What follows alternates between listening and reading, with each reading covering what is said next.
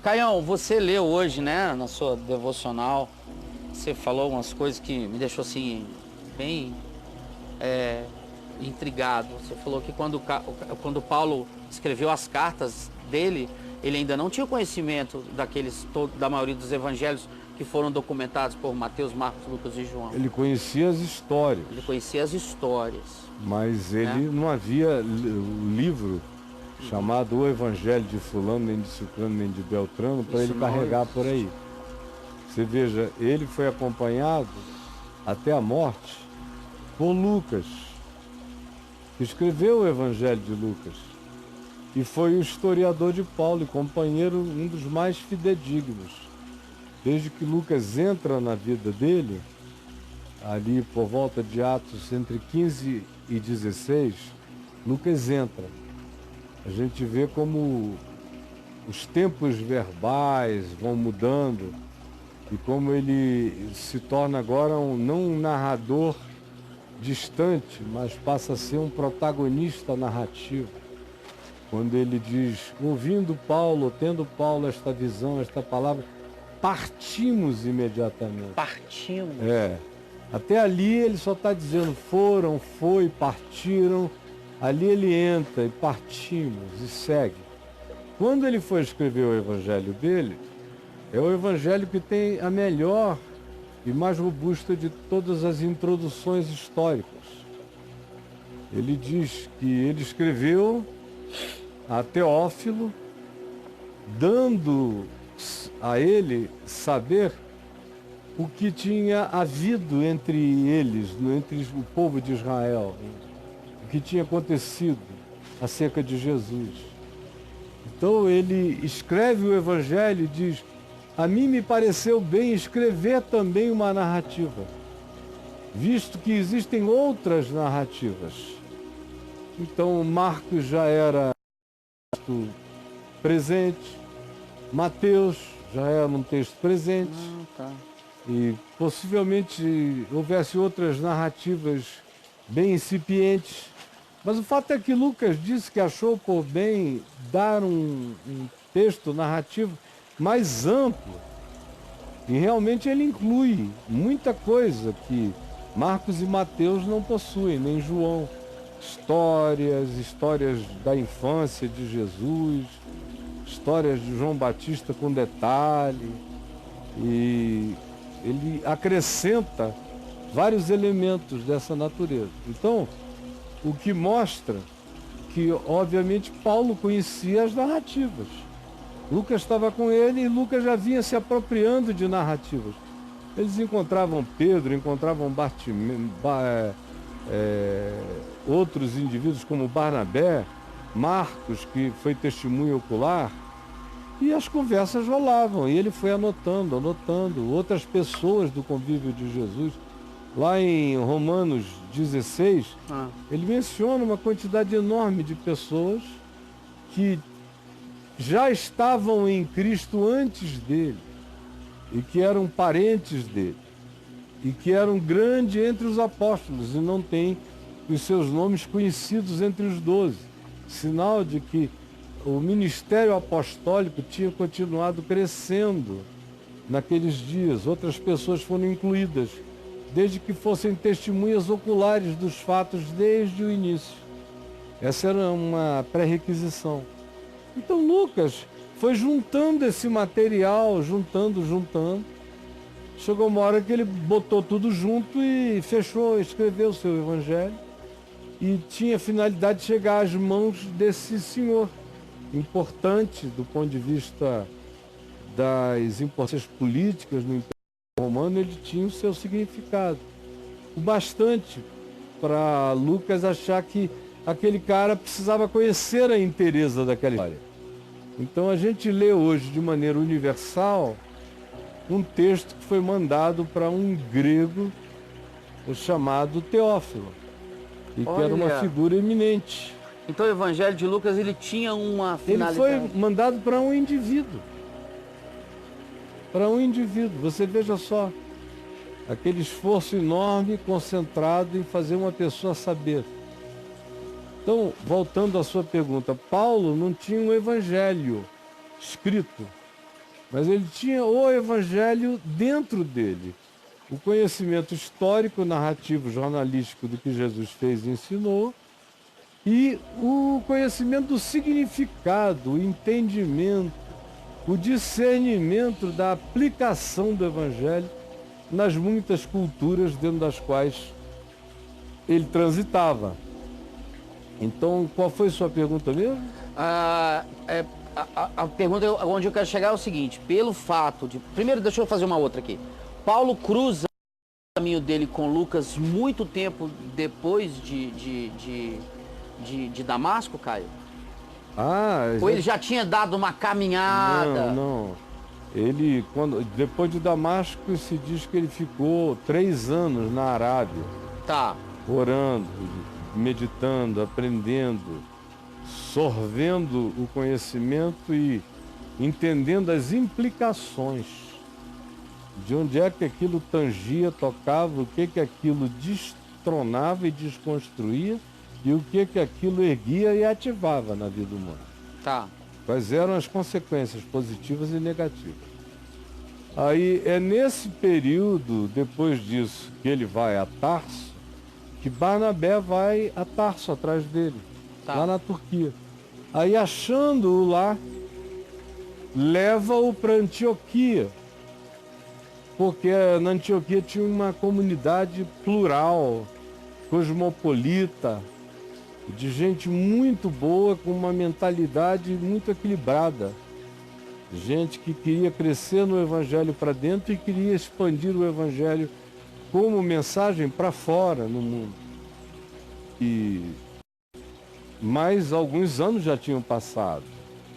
E quando Lucas chega, ele já está no meio da sua primeira viagem missionária, com Barnabé.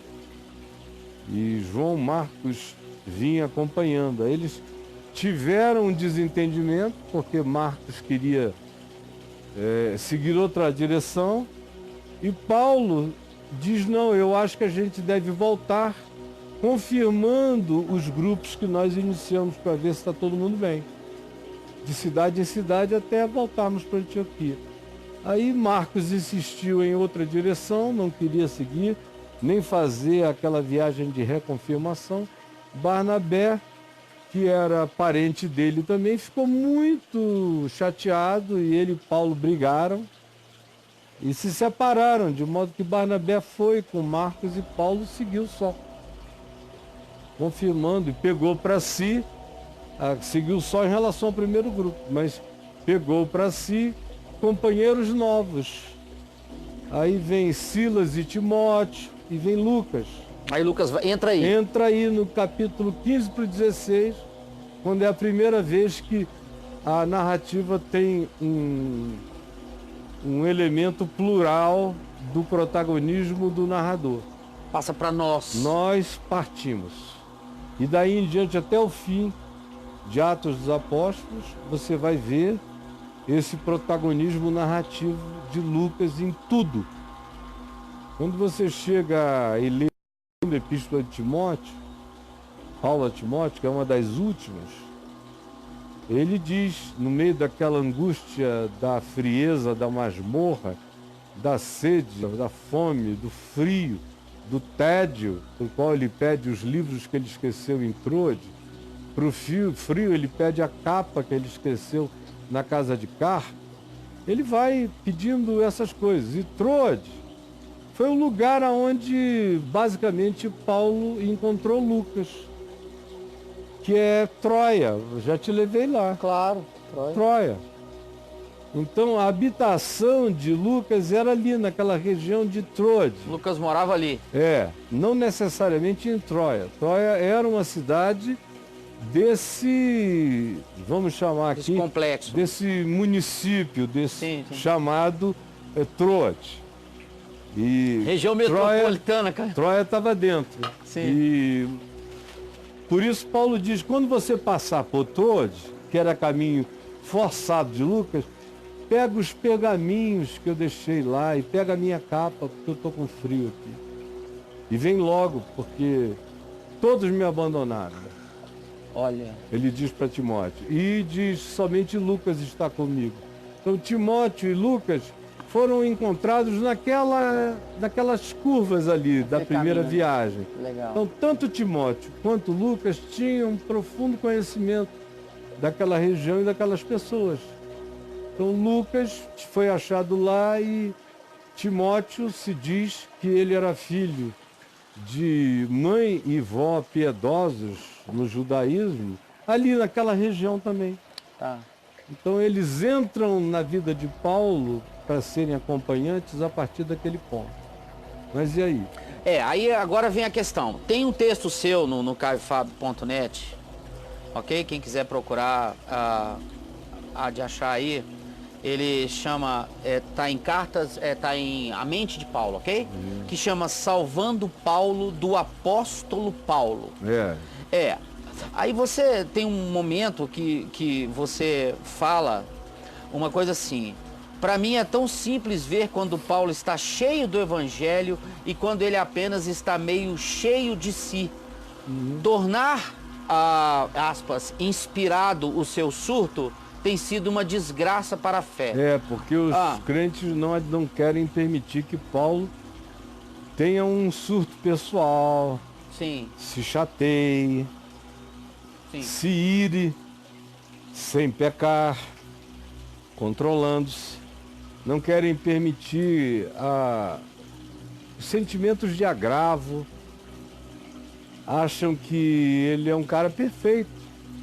Ele está para além da dor da rejeição.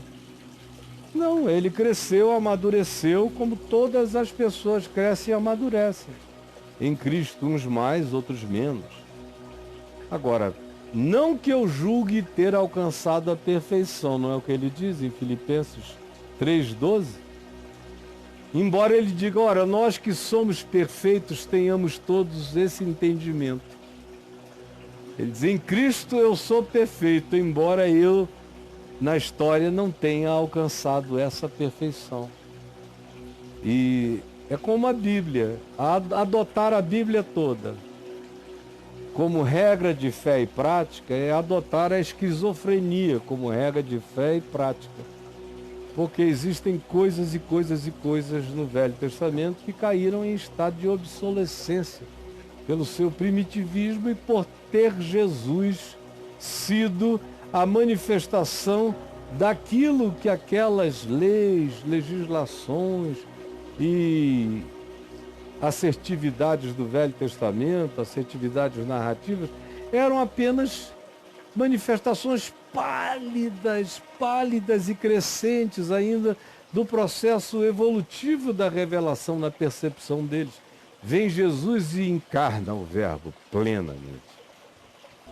E aí, o Velho Testamento, aquilo que parece com Jesus, que é como Jesus, que está segundo o Espírito do Evangelho, continua. É Novo Testamento. Mesmo estando no Velho. Mesmo estando no Velho. Mesmo estando no Salmo. Agora, aquilo que no Novo Testamento aparece como coisa do Velho Testamento que ficou para trás, ainda é Velho Testamento, mesmo que seja narrado no Novo. Sim. Como em Atos 15, que os apóstolos em Jerusalém não estavam sabendo lidar com os gentios, com os não-judeus, com os chamados pagãos que estavam se convertendo por toda a Ásia Menor e tal.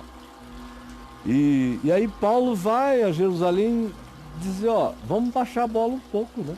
Vocês estão demandando desses caras o que é impossível, eles não são judeus. E isso aqui que os judeus fazem faz parte dessa cultura, foi uma evolução civilizatória aqui dentro. Mas eles não têm nada a ver com isso, o Evangelho não é a cultura judaica, o Evangelho é a mensagem de Cristo Jesus. Então uma coisa é uma coisa, outra coisa é outra coisa. Diminuam isso, porque eles não têm nada a ver com essas exigências de dieta, de costumes, de modos, de roupas, de formas, isso e aquilo. Nada a ver. Era como se eles que se converteram a Jesus lá viessem agora aqui para Jerusalém encher a paciência de vocês, querendo derrubar o templo, porque o templo ainda estava em pé quando Paulo foi lá com Barnabé dizendo menos. Tá. Então, acerca de coisas do Novo Testamento, que estavam sendo exageradas até pelos apóstolos, de Jerusalém, especialmente Tiago. Menos. O que é corroborado em Gálatas, quando Paulo dá aquela atropelada em Pedro e em Barnabé. Como eu já falei 1 milhão de vezes aqui. Sim. Então, do mesmo modo, em Paulo, tem evangelho em Paulo e tem a personalidade de Paulo, tem um homem Paulo falando também. Poxa, eu é que trabalhei, plantei, e agora que isso aí tudo cresceu, são outros que chegam e comem o fruto? Isso é um raciocínio normal entre agricultores. Mas não é um raciocínio à altura de Jesus. Sim, entendi. Não é. É uma infantilidade. Jesus ia passar batido. Não, Quem quisesse que corresse atrás. não daria esse vacilo. Não, ele não ia dizer. Ficam aí dizendo da minha aparência, que eu sou feio, esquisito, que de longe eu escrevo bem, mas que a minha presença pessoal é fraca. Aí ele fica todo mordido. Aí diz, olha, eu recebi a autoridade de Deus para edificar e também para punir e para exortar. Ô Paulo, não. Então, mais Cristo, menos Paulo, por favor. E tem uma ocasião, em muitas ocasiões, por exemplo, a gente fica sabendo daqueles azarões de Paulo, como entra no navio e naufraga toda vez que entra. Os azarões de Paulo. Os assaltos nas estradas, toda aquela coisa horrível. A gente fica sabendo, ao invés de ser em Atos dos Apóstolos, que valeria a pena narrar. É enriquecedor ver o que o cara na prática sofreu do dia a dia. Mas a gente vai ter nesgas e rasgos dessa percepção quando ele está fulo da vida, magoado, e escreve aos de Corinto, ali do capítulo 9, ao fim do capítulo 12, em 2 aos Coríntios, onde ele diz, já que vocês só gostam de gente insensata, deixa eu ser insensato também e dizer as coisas que me aconteceram por causa do Evangelho, para vocês verem que eu sim sou um apóstolo enquanto vocês estão seguindo um bando de Zé Manés. Meio ciumento, né? Ciumentíssimo, possessivo pra caramba. Sim. Sinceramente, eu não quero aquilo pra mim. Não passou, é velho. Não, imagina se eu fosse me sentir assim, a respeito da Igreja Presbiteriana Central de Manaus, onde quase todo mundo, do pastor aos pastores e todos os que estão lá, são meus filhos na fé e ninguém vai poder negar isso, nem no céu, nem na terra, nem debaixo da terra. Mas você nunca me ouviu aqui dizendo, poxa, podiam isso, podiam reconhecer aquilo, podiam aquilo outro. Da minha parte, nunca, jamais, não tem questão. Não tem questão nenhuma. Como no coração do meu pai também, bobagem, infantilidade, tolice, só isso. Betânia, eu cheguei lá, tinha uns 150 membros. Quando eu saí no final de 84, eram 2.300, fora os que frequentavam. Todos aqueles ali foram paridos no meu ministério em Cristo, durante aquele período e depois daquilo. Você nunca me viu fazer uma questão a respeito de qualquer coisa. Meu Deus, eu tive o privilégio de anunciar a palavra. Outros regaram, outros cresceram, eu fui embora, não estou lá. Então louvado seja Deus pelos que permaneceram, não é? Claro. Aqui, o caminho da graça. São dezenas de caminhos da graça no Brasil e outros por aí afora, e aqui em Brasília. Eu iniciei isso tudo, mas você não me vê tratar isso como se eu fosse o proprietário, ficando zangado, fui eu que comecei e tudo mais. Você pode até ter tristezas solitárias no seu coração de ver que eles podiam ter aproveitado infinitamente mais e não aproveitaram, que pena. Mas é o máximo, isso não faz parte de um discurso, faz parte só de um sentimento que quietamente você leva em oração diante de Deus. Às vezes, nem com a sua mulher você conversa. Então, nesse sentido, Paulo está cheio de ciúmes, de passionalidades, e de ardores angustiosos e angustiados, de necessidade de algumas validações que, dada toda a afirmação que ele recebia de Deus em Cristo, mas credenciais do apostolado em muitas curas, sinais, prodígios e maravilhas e revelações. O cara foi ao terceiro céu e agora você entende porque que ele volta e tem que sentar numa almofada de espinhos. Por quê? Para não se ensoberbecer.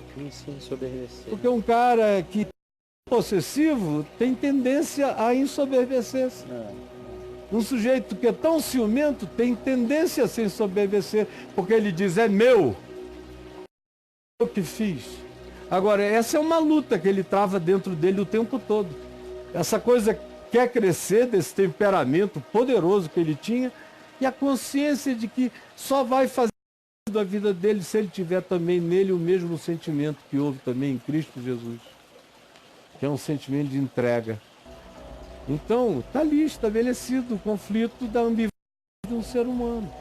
Por isso é que esse meu texto aí que você citou diz, é preciso salvar Paulo do apóstolo Paulo. Isso mesmo, está aqui. E os caras não deixam Paulo ser homem. Ele tem que ser um apóstolo, como se a vida dele fosse uma carta inerrante. Não, é uma carta falível. De um homem falível que diz, não alcancei a perfeição, mas já sou perfeito em Cristo Jesus. Que é o ensino total do Evangelho. Em Cristo eu estou acabado para poder melhorar na história. E aí? Aí, seguinte, pode botar na conta, 3 contas aqui nessa situação. É a questão da informação, né, precária. 1, 2, intuição ingênua. Ou lado humano de Paulo, lado homem, pecador de Paulo? Informação precária, a única que era precária era a informação do ponto de vista livresco, acadêmico, documental. Tá. Que só veio depois. Mas a informal ele tinha. Todos tinham. Tá. Porque eu recebi o que também vos entreguei. Era assim que funcionava. Alguém que conhecia tudo desde o início contava para esse outro alguém narrar adiante. É o que Paulo diz na segunda epístola dele a Timóteo. Ou é na primeira? Bom, tá aqui. E a cabeça do velho vai ficando meio cansada. Caio. Mas ele diz, ele conta o modus operandi, como o evangelho seguia adiante. Seguia adiante assim, de boca a boca, pessoa a pessoa, pessoalmente. Porque eles não tinham livros, textos, apostilas, não tinham curso Reconexões. Não tinha documento. Não né? tinham documento. Então, ele diz aqui na segunda epístola, quando ele diz aqui, ó, tu, pois, filho meu, capítulo 2, fortifica-te na graça que está em Cristo Jesus. Ele está escrevendo a Timóteo. E o que de minha parte ouvistes, através de muitas testemunhas, isso mesmo transmite a homens fiéis e também idôneos para instruir a outros. Era assim que o processo seguia. Era boca a boca. O que eu te passei, passa por inteiro. A homens fiéis e idôneos que passem a outros, que passem a outros. Tudo era carregado no coração, na mente, na palavra e na vida. Não tinha um texto para ser a referência externa. Os caras eram a mídia. Eles eram a única mídia que existia. A congregação era a mídia. E o cara que leva essa informação é o protagonista principal nessa mídia comunal e coletiva que era a congregação. Por isso não deixemos de congregar-nos, senão vocês vão perder mídia, vão perder comunhão, informação, convívio e o aprendizado crescente da aplicação do Evangelho, que não é só um conjunto de histórias sobre Jesus, mas de ensinos cujas aplicações eram feitas no cotidiano deles por esses homens fiéis e idôneos que transmitiam essa palavra a outros. Então a informação não era precária? A informação era precária só como documentação, Ok. mas não como oralidade. Tá. E a intuição? Intuição nunca foi ingênuo. maior, né? Porque, tipo assim... Quem não salvar- tem informação documentada desenvolve intuição. É tão simples Tá, assim. entendi, Quanto entendi. mais documentação, menos intuição. Menos intuição, porque tá aqui, ó. Aí você diz, não está em mim, nem está em algum lugar para eu receber. Está no livro, está fechado, está no box. Então, se você diz, o livro é a palavra de Deus, matou a intuição. Você tem que saber que a palavra de Deus está contida também no livro, mas a palavra de Deus mesmo não é controlável, ela é livre e solta, porque ela tem a sua plenitude em Cristo, que é o Verbo solto, livre e encarnado, e que se aplica nas pessoas livremente, segundo o seu desejo, e não precisa que alguém vá informar para ele poder vir e abençoar. Ele frequentemente se faz conhecer por gente que não sabe o seu nome, mas discerne qual é o espírito da vida e obedece o espírito e o significado do mandamento, mesmo sem nunca ter ouvido falar sobre Jesus. E tem aqueles que vivem atolados de informação sobre Jesus, que não intuem nada sobre o significado do Evangelho, em espírito e em verdade, para a vida prática. Nada. Até porque trava lá, né? Trava, tá, a letra mata. Os caras ficaram na sepultura do livro. Mas e aí, Brolinho? Legal, né? Legal para quem entendeu, horrível para quem não compreendeu. Agora vem cá, até do agora. ponto de vista do ensinamento. Paulo era um cara, foi inerrante nas cartas? As cartas de Paulo são Tudo inerrantes? que ele disse sobre Jesus era verdade. É como João Batista. João Batista era um cara errante? Não, ele viveu uma vida bem reta. Mas ele teve a dúvida dele se Jesus era o Messias ou não. É uma história longa, eu já expliquei muitas vezes em muitos lugares aquela dúvida de João Batista. Recentemente eu expliquei aqui em Goiânia, no encontro com Caio, uma das 40 ou 50 perguntas que eu respondi lá durante aqueles 3 dias foi sobre João Batista.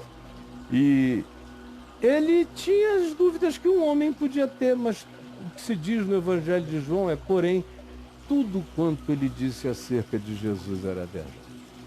O mesmo se pode dizer de Paulo. Teve suas questões, explosões temperamentais, dificuldades, possessividade, ciúmes. Estava crescendo, ele mesmo diz, eu sei que eu sou um ser parcial, eu amo em parte, eu profetizo em parte. Tudo em mim é em parte. Ele não está falando de outros, ele está falando a partir dele mesmo. Está falando de si. Que eu conheço em parte, sei em parte, profetizo em parte, tudo é em parte. E quando vier o que é perfeito, então toda a nossa parcialidade dará lugar à plenitude absoluta.